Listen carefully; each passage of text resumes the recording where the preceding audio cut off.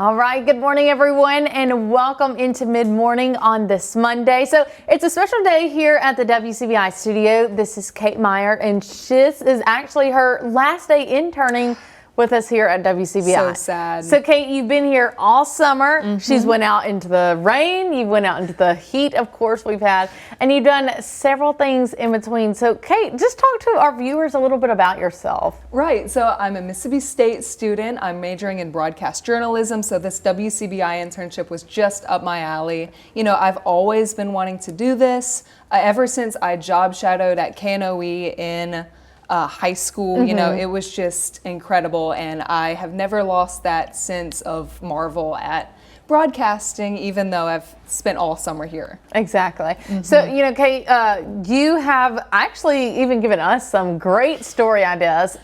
So talk about you write for the newspaper at your school, correct? Right. I'm the news editor for the Reflector, Mississippi State student newspaper. This is my second year doing it. I love it so much. I design all the front page layouts, and I pitch stories, and I write stories, and I just love getting the chance to provide a reliable news source for the Mississippi State community.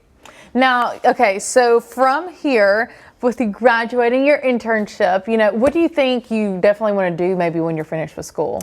I would definitely love to go into broadcasting. This has given me so many wonderful skills. I've gone out to the field, I've shadowed Kealy, done the teleprompter, stuff like that. Y'all have given me so much experience for, you know, my resume, and the real world. Okay, so Kate's actually got a little bit of history with WCBI per se. So we have this picture right here, and this is actually of her great-grandparents. Right. They were from Columbus, and as you can see, they have a TV that has WCBI TV. So Kate, you said you grew up with this picture in your house growing up. So give us kind of like the background to both, to the two theories there are out there. So growing up, I have always heard that this picture ran in the Dispatch as a story. They were the first people in Lowndes County to have a color television, which was really interesting. It would make sense for the time, you know, the 50s. However, recently I've been talking to my grandmother, and she told me that this might actually be a story in the Dispatch about when WCBI first aired in 1956. Gotcha. This was kind of a celebration of that. This was their announcement in the Dispatch. Hey, you know, we're out there, come watch us.